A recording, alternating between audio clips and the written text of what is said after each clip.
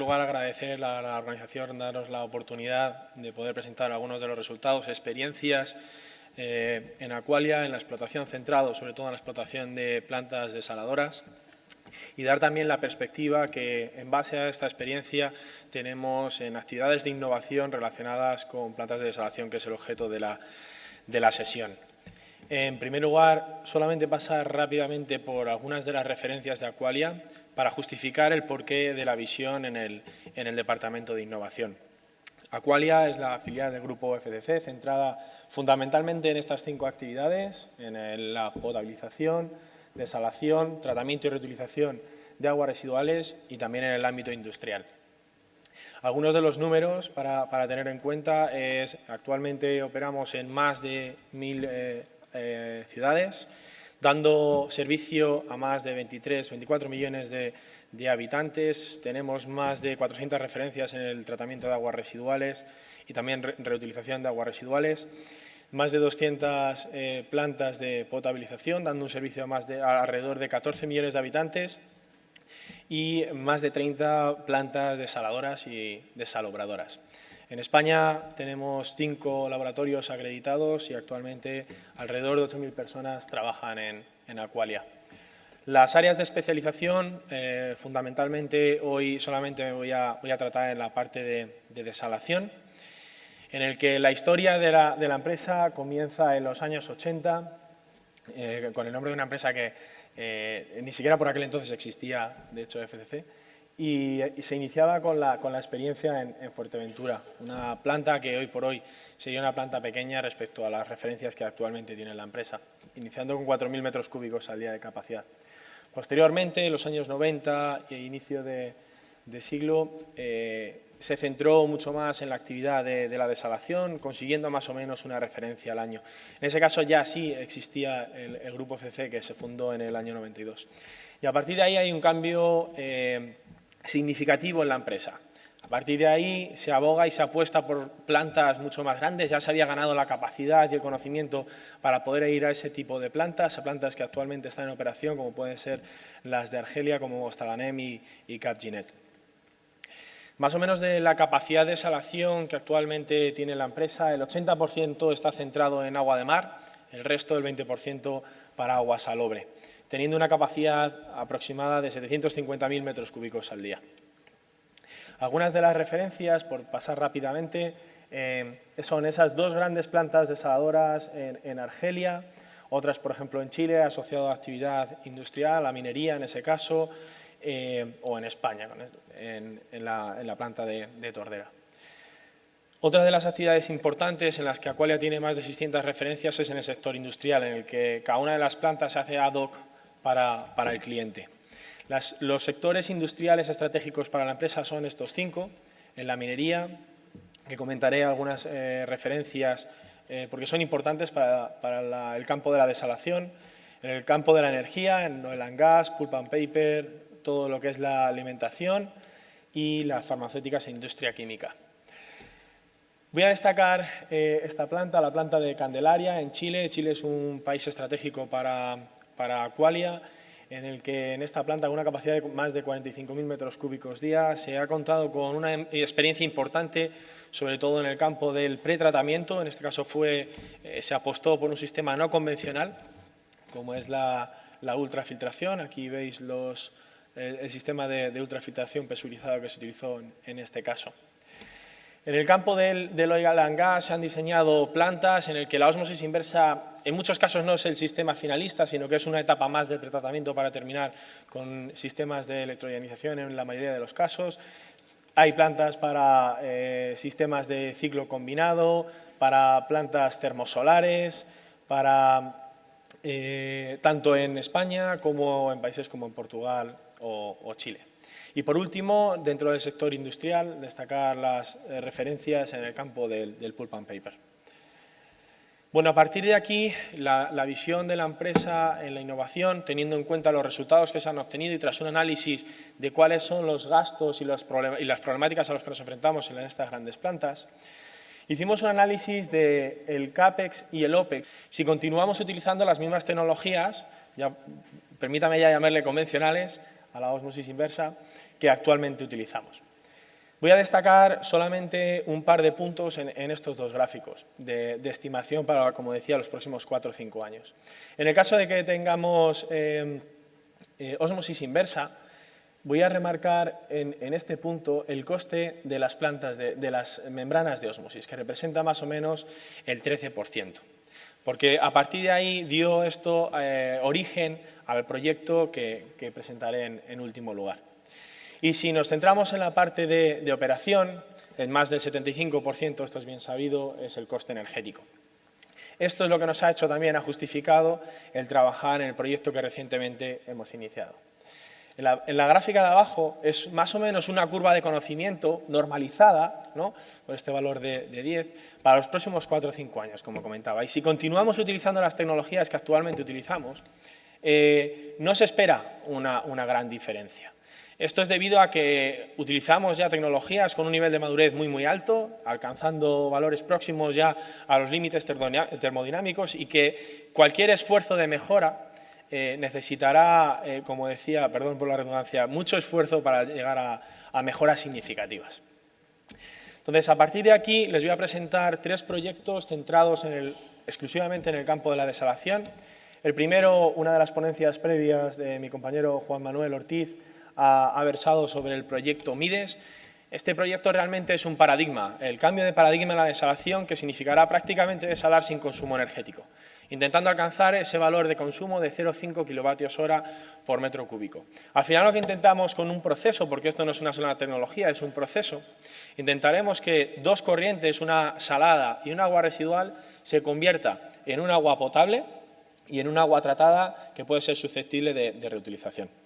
El core de ese proyecto, sin lugar a dudas, es la parte de la desalación microbiana, en celdas microbianas de desalación, pero hay otros procesos unidos a este que también es muy interesante para la empresa, como puede ser pretratamientos. Pretratamientos de los que actualmente en el mundo no hay muchas referencias, pero que se están obteniendo buenos resultados. Por ejemplo, el tema de la microfiltración con membranas cerámicas.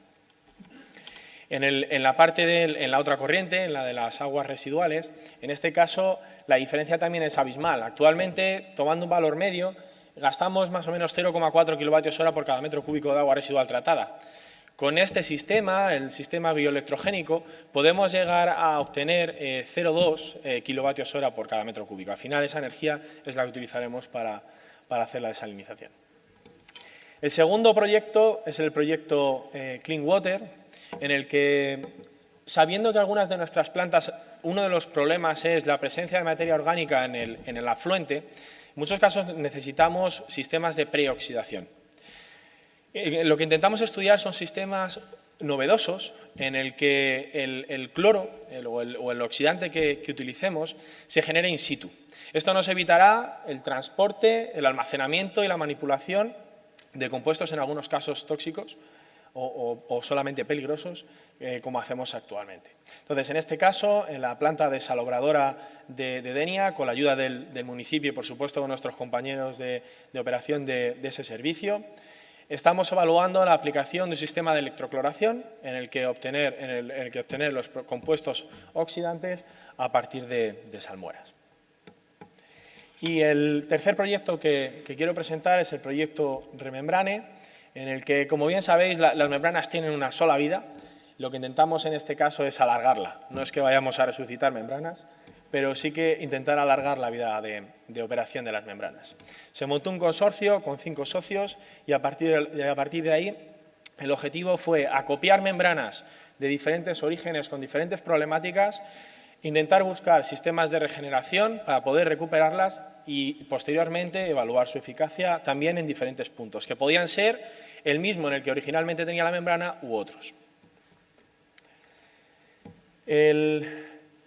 Inicialmente, las membranas per se podemos hacer 2 tipos de reutilización.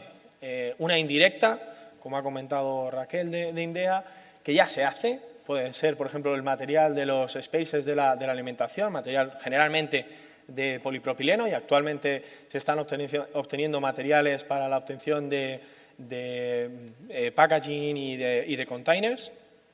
La otra vía de reutilización indirecta, por ejemplo, para los spacers del permeado, que en la mayoría también de los casos es el poliéster, pues actualmente se puede utilizar a partir del poliéster, hay diferentes usos. Y hay proyectos ya que se han hecho de innovación en el que se ha reutilizado este tipo de material.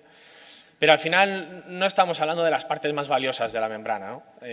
La parte más valiosa de la membrana es esa capa activa de poliamida y ahí es donde nosotros nos hemos centrado. Lo que hacíamos inicialmente, una vez seleccionadas las membranas, tomábamos una pequeña muestra de la superficie y la caracterizábamos física y químicamente. Lo que hacíamos básicamente es utilizar microscopía electrónica de barrido y cuando queríamos saber la composición superficial utilizábamos un análisis sencillo con EDX. Se construyó una planta demostrativa, dos plantas demostrativas realmente, la primera, que es esta de aquí, la de regeneración, y una segunda en la que se hacía la validación de las membranas ya regeneradas. La planta demostrativa de regeneración tiene básicamente dos módulos, uno en el que hacemos la preparación de los reactivos, tiene una flexibilidad tremenda, podemos cambiar temperaturas, concentraciones, caudales, y un segundo en el que contábamos con diferentes vessels, en el que hacer la regeneración de membranas de forma unitaria o, como ven aquí en la parte izquierda, podíamos montar tubos en los que intentar validar o verificar que los resultados que obtenemos en membranas de forma individual podemos también obtenerlo cuando lo hacemos en un solo tubo. La planta de regeneración básicamente tiene dos circuitos, uno que es el propiamente dicho de regeneración, que es la línea roja, a partir de la zona de preparación de reactivos, y uno segundo en el que hacíamos la verificación, en algunos casos con agua real, en otros casos, para poder compararlo con las membranas comerciales, trabajábamos con una disolución preparada. Bueno, este es el cuadro de todas las membranas seleccionadas. Hoy me voy a centrar solamente en aquellas membranas en las que, después de la regeneración, tenemos suficientes datos de operación, una vez regeneradas e instaladas de nuevo, tenemos suficientes datos para poder discutir si realmente la vida después de la regeneración es interesante o no, o es la misma, nos da los mismos performance o no. Entonces, inicialmente tenemos gracias a compañeros de empresa, sobre todo de membraneros y de suministradores de productos químicos de antiincrustantes y limpieza, se cuenta con una base de datos interesante en las causas del ensuciamiento y los daños en la membrana. Entonces, esto es bien sabido que la mayoría del daño viene causado inicialmente por el fouling. Pero este fouling, en la mayoría de los casos también en el 80%, termina generando daños químicos o físicos sobre la membrana. Entonces, estos son unos gráficos de un análisis que se publicó hace ya 3 o 4 años, en el que se ve que cuando el daño es ligero en la membrana, en la mayoría de los casos el origen puede ser un daño físico o químico, principalmente oxidación en el segundo caso. Y cuando tenemos daños realmente severos en la membrana, en la mayoría de los casos se debe al fouling. Dentro de los daños físicos y químicos que tenemos en la membrana, en el caso de que tengamos daños por oxidación, daños químicos, más o menos en el mismo grado, el origen puede ser de un fouling orgánico o inorgánico. Es difícil, si detectamos una oxidación, es difícil saber cuál es el origen de ellos. De hecho, cuando vemos Víctor, ¿sí? 2 minutos. Vale, gracias. De hecho, cuando vemos daños por oxidación, como puede ser tras un ensayo típico de Fujiwara, en muchos casos ese daño que detectamos, daño químico, viene asociado también a un daño físico. Es lo que Eduard nos ha comentado, lo que él comentaba, acoples heterogéneos, va asociado, lo orgánico y lo no orgánico en muchos casos es difícil de diferenciar. Y bueno, centrado la charla en aquellas membranas que hemos regenerado y reutilizado en una planta desalobradora, comentaré 3 casos de membranas regeneradas que hemos utilizado en esa planta. El primero fue una membrana en el que tras la autopsia se detectó que principalmente el problema que tenía era la presencia de diatomeas y de sales, al que se agravó por un almacenamiento en seco. Entonces, lo primero que hicimos fue una rehidratación de las membranas. Entonces, probamos 2 métodos para la rehidratación. Lo que hicimos fue medir el ángulo de contacto, compararlo de la membrana virgen, cuál era el ángulo de contacto tras su almacenamiento en seco y comparar 2 métodos de rehidratación. Uno en el que utilizábamos mezclas de etanol-agua al 50%, con un tiempo de exposición solamente de 15 minutos, y otra con la hidratación con agua. Como ven, sí fue efectivo, respecto a los dos métodos no hay una gran diferencia, pero es cierto, tal y como nos dicen nuestros membraneros, que no mantengamos las membranas secas, puesto que no recuperaremos el ángulo de contacto inicial y por tanto la hidrofobicidad no será la misma. A partir de ahí, después de la hidratación, medimos tanto el rechazo de sales, son estos niveles de aquí, de las 6 membranas que extrajimos de un cartucho, y el nivel de permeado también de las membranas, tras la regeneración. Estas membranas las pusimos en diferentes lugares, pero me voy a centrar en la utilización en la planta desalobradora que les comentaba. Lo que hicimos fue estas membranas llevarlas a la primera etapa de la desalobradora, las colocamos en este tubo de aquí. Segunda membrana regenerada, unas membranas en las que el principal problema era la presencia de aluminosilicatos y bacterias. Aplicamos un sistema de limpieza alcalino-ácido, no mucha innovación en ese tema, y las colocamos en la segunda etapa de la planta desalobradora. En este caso, la limpieza alcalina fue de 8 horas a 31 grados y posteriormente una limpieza ácida en solamente 1 hora. Y la última membrana fue unas membranas en las que el principal problema era una incrustación por sulfatos. Le aplicamos también una limpieza alcalina ácida y la colocamos en este tubo de la primera etapa. Y estos son los resultados.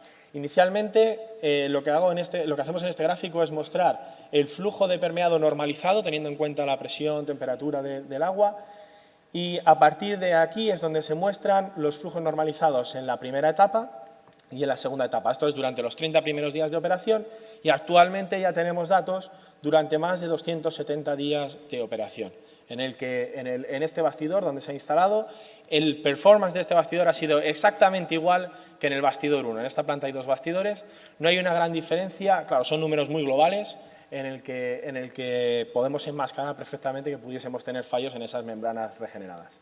Lo mismo para el nivel de rechazo de sales, a partir del momento de instalación. Estos son los primeros momentos, los primeros 30 días de operación y los resultados durante 260 días en la planta desalobradora. A partir de ahí hacemos un análisis más en detalle de los tubos, de los 3 tubos, de los 20 de operación en este bastidor, en esta línea, sobre, en este caso, la conductividad de salida, y como vemos, en 2 de los casos de las membranas regeneradas y en el tubo en el que instalamos las membranas que ya tenían problemas de incrustación con sulfatos, se volvió a encontrar con el mismo problema de sulfatos y lo que observamos es que probablemente por un daño físico de la membrana se aumentó la conductividad en este tubo. Lo que nos hace ver que es importante, al igual que estamos estableciendo sistemas de regeneración, es importante un buen mantenimiento, una buena selección de productos, en este caso antiincrustantes, que eviten este tipo de problemas. Muchas gracias.